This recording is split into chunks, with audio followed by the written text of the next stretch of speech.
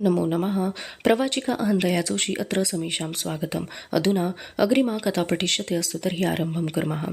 मात्र आपणहून तो भेटायला येईल असे माझी मनोदेवता दररोज मला सांगत होती। प्रत्येक दिवशी सकाळचा हसरा सूर्य माझ्या कानात गुणगुणे, आज कच येईल, अचानक येऊन तुला चकित करण्याचा विचार आहे त्याचा। मग मी मोठ्या आनंदाने त्याच्या स्वागताच्या सिद्धतेला लागे। दुरून सिंहासनच भासावे असे सुंदर आसन, सुवर्णपात्रात सुरेख रीतीने रचून ठेवलेली रसाळ फळे, त्याला आवडणाऱ्या फुलांच्या लहान लहान नाजूक माळा, मोरपिसांचे मोठमोठे पंखे, सारे सारे साहित्य माझ्या महालात मी सुसज्ज करून ठेवी। बोलून चालून हा लहरी ऋषी तो केव्हा प्रगट होईल कुणी सांगावे। त्या पुष्पमाला कोमेजून जात ताजी फळे शिळी होत तरी तो येत नसे। महालाच्या पश्चिमेकडील खिडकीतून सूर्याची किरणे आत डोकावून पाहात आणि स्वागताचे सारे साहित्य तसेच पडलेले पाहून उदास मुद्रेने हळूहळू अदृश्य होत 1 2 3 4 यती नाहीसा झाल्यानंतर असे 7 दिवस गेले। महाराज प्रत्येक दिवशी संध्याकाळी अशोकवनाकडे जात त्यांच्याशी 4 घटका गप्पा गोष्टी करायला कचाला वेळ मिळे ते सारे मला कळे, पण माझ्याकडे यायला मात्र त्याला सवड मिळेना। मनात अशी संतापून गेले मी त्याच्यावर। हा हस्तिनापूरला आला तो इथून यज्ञाचे निमंत्रण गेले म्हणून। ते निमंत्रण पाठवले मी।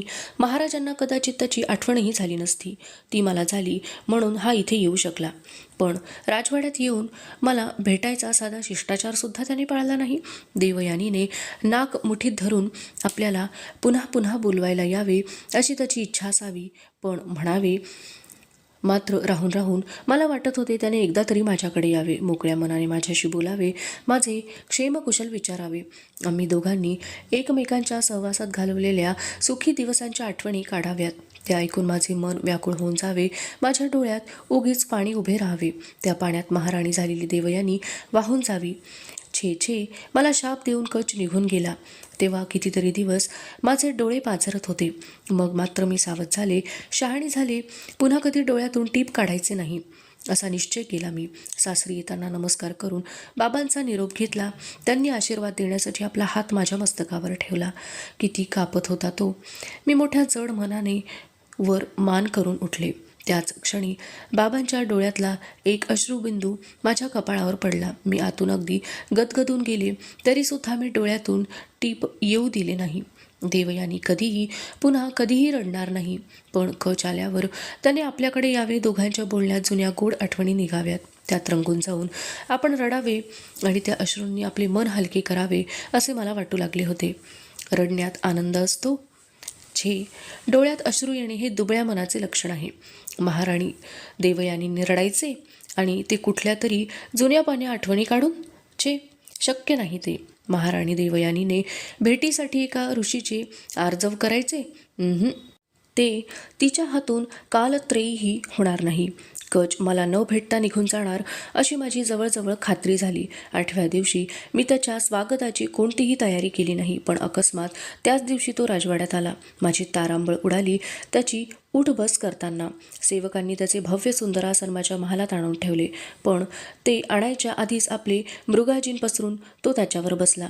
मी त्याला त्या उच्च आसनावर बसायला सुचवले, हसतच त्याने नकार दिला। देवयानीच्या वैभवाची आपल्याला काडी इतकीही किंमत नाही हे दाखवायचे होते ना त्याला। मला संताप आला त्याचा, पण वरकरणी स्मित धारण करीत मी म्हणाले, कचदेव, आपण आसनावर बसायला हवं। ते का? पाहुण्याला घरासारखं व्हावं लागतं म्हणून। पण मी काही पाहुणा नाही इथं, असं कसं होईल? यज्ञाकरता बोलवलेले एक थोर अतिथी आहात आपण। आपल्याच घरी मनुष्य पाहुणा कसा होईल? हे आपलं घर आहे? हो हो, माझंच घर आहे। बहिणीच्या घरी भावाला कधी परकेपणा वाटतो का? देवयानी, तुझ्या घरी मी पाहुणा नाही, इथं मी कसलाही संकोच मानित नाही। आपल्या घरी मनुष्य कुठंही कसाही बसतो ना, तसा मी इथं। मग बोलता बोलता तो थांबला, नुसता हसला। त्याचे बोलणे त्याच्यावर उलटवण्याकरता मी म्हणाले, पण बहिणीचा हट्ट भावानी पुरवायला नको का माझ्यासाठी? त्या आसनाकडे पाहत तो म्हणाला, या सुंदर आसनावर मी बसलो तर माझ्या अंगाला काही काटे लागणार नाहीत, पण माझा एक लहानसा नेम आहे, उगीच कशाला मोडायचा तो? तुमचा नेम तरी कळू दे। तसा अगदी शुद्र आहे तो। मृगाजिनावर अंग टाकून जर झोप येते तर मंचकावर परांची शय्या पसरण्याचे श्रम घ्यायचे कशाला?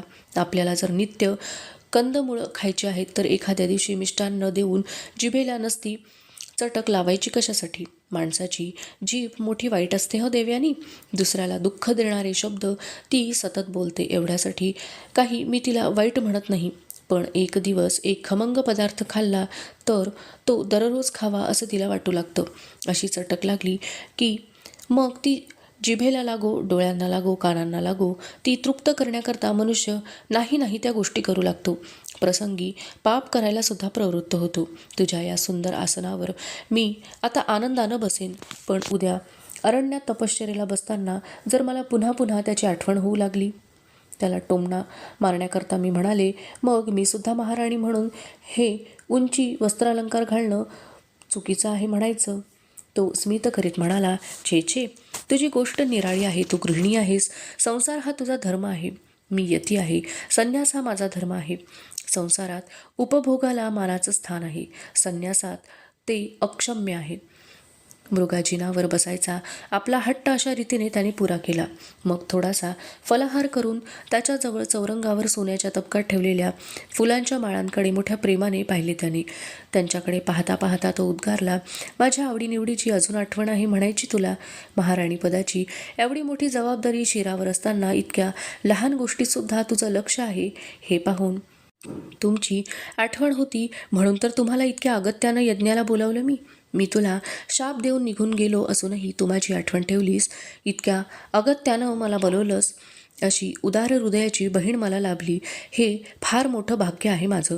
रागाच्या भरात मी तुला शाप दिला. फार मोठा अपराध झाला तो माझ्या हातून. खरोखरच त्याचा मला पश्चाताप होतोय. माझं ते कृत्य ऋषिकुमाराला शोभण्यासारखं नव्हतं. भावाला तर मुळीच शोभण्यासारखं नव्हतं.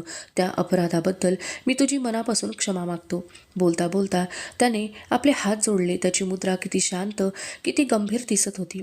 त्याने माझी क्षमा मागावी, माझ्या महालात येऊन माझ्यापुढे हात जोडावेत हे मला कसेसेच वाटू लागले. काय करावे, काय बोलावे हे मला कळेना. आश्रमात असताना त्याने असे काही केले असते तर मी धावत त्याच्याकडे गेले असते आणि माझ्या हातांनी त्याचे जोडलेले हात दूर करून म्हणाले असते, काय बरं म्हणाले असते मी. पण मी ययाती महाराजांची पत्नी होते. कच एक परपुरुष होता. मी हस्तिनापूरची महाराणी होते. तो एक सामान्य संन्यासी होता. मी काही करू शकत नव्हते. त्याने प्रश्न केला, मला क्षमा केलीस ना? मी खाली मान घालून मानेनेच होय म्हणाले. लगेच माझ्या मनात आले, हे सारे याचे नाटक तर नाही ना? देवयानी याला इतकी जवळची वाटत होती. याला जर तिची क्षमा मागायची होती तर इतक्या दिवसात तो एकदासुद्धा इकडे कसा फिरकला नाही? मी हसत म्हणाले, कचदेव, हस्तिनापुरात येऊन इतके दिवस झाले तरी तुम्ही इथं आला नाहीत. तेव्हा मला वाटू लागलं, भाऊ बहिणीला विसरला तर नाही? श्रीमंत भाऊ गरीब बहिणीला एक वेळ विसरेल, पण गरीब भावाला श्रीमंत बहिणीचा कसा विसर पडेल?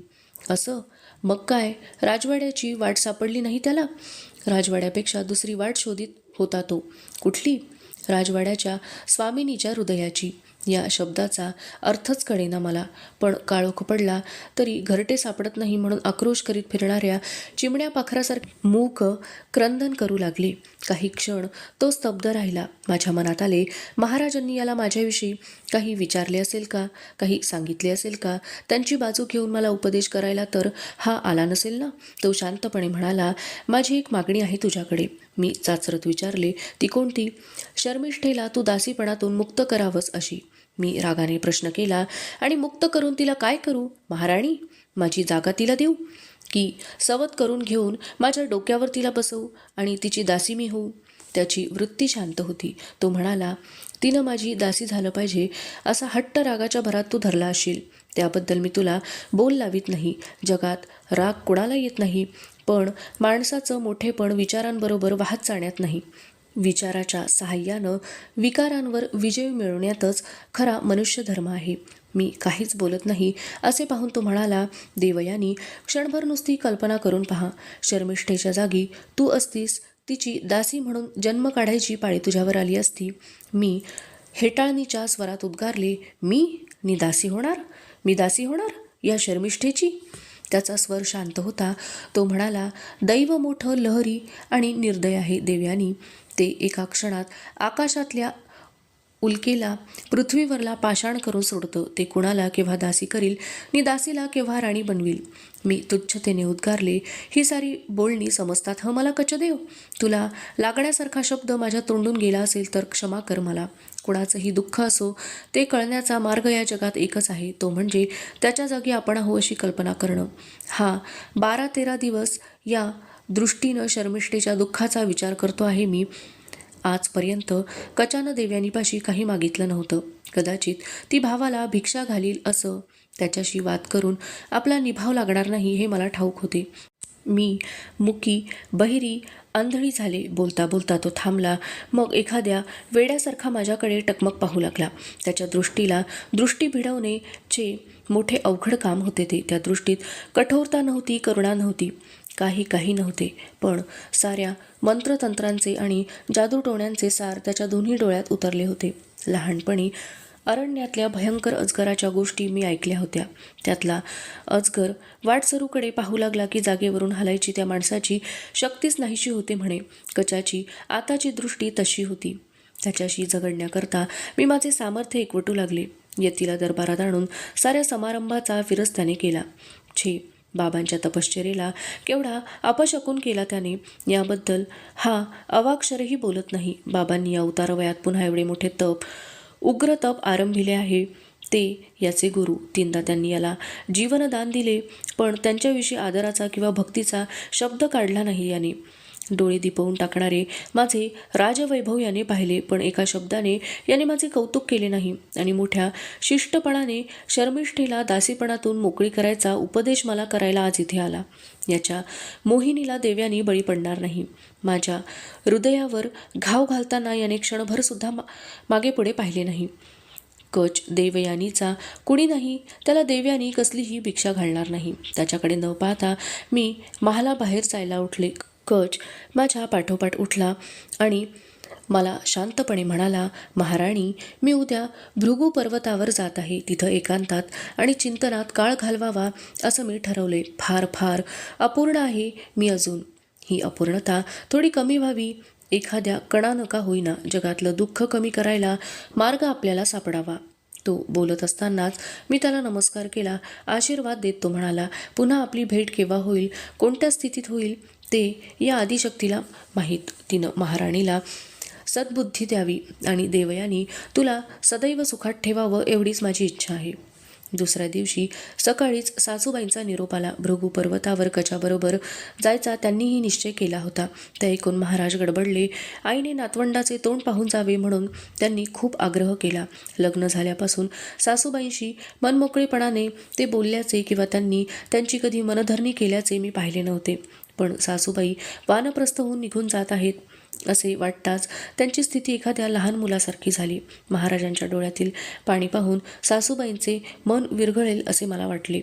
सुनेला कंटाळून सासू निघून गेली असे म्हणू नये म्हणून मीही सासूबाईंनी जाऊ नये असा त्यांच्यापाशी हट्ट धरला. पण त्यांनी सर्वांना एकच उत्तर दिले, आजाऱ्याची अन्नावरली वासना जाते ना, तसं संसाराहून माझं चित्त उडालं आहे. आजाऱ्याला आग्रह करून खायला घालण्यात काय अर्थ आहे, ते उलट बाधतंच त्याला.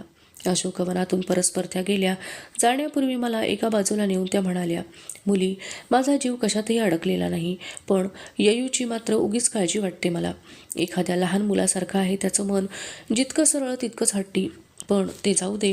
माझा म्हातारीचा संसाराचा एक अनुभव विसरू नकोस. तरुण स्त्रीला नुसती नवऱ्याची बायको होऊन चालत नाही. त्याची मैत्रीण, त्याची बहीण, त्याची मुलगी, फार काय प्रसंगी त्याची आईसुद्धा व्हावं लागतं तिला.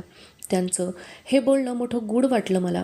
पण त्यांची निघायची वेळ झाली होती आणि त्या म्हाताऱ्या दासीने महाराजांचे व सासूबाईंचे बोलणे चोरून ऐकले होते. त्यामुळे तर त्यांनी मला केला उपदेश हे सारे सोंग होते, शुद्ध नाटक होते अशी माझी खात्री झाली. त्या दासीने त्यांच्या संभाषणातला शब्दनिशब्द मला सांगितला. महाराजांना जपून राहायला सांगून सासूबाई म्हणाल्या होत्या, मला नातू झाला म्हणजे कळीव हं. त्याचं नाव काय ठेवलंस तेही तुझ्या वडिलांचं नाव ठेवलंस तर बरं वाटेल मला.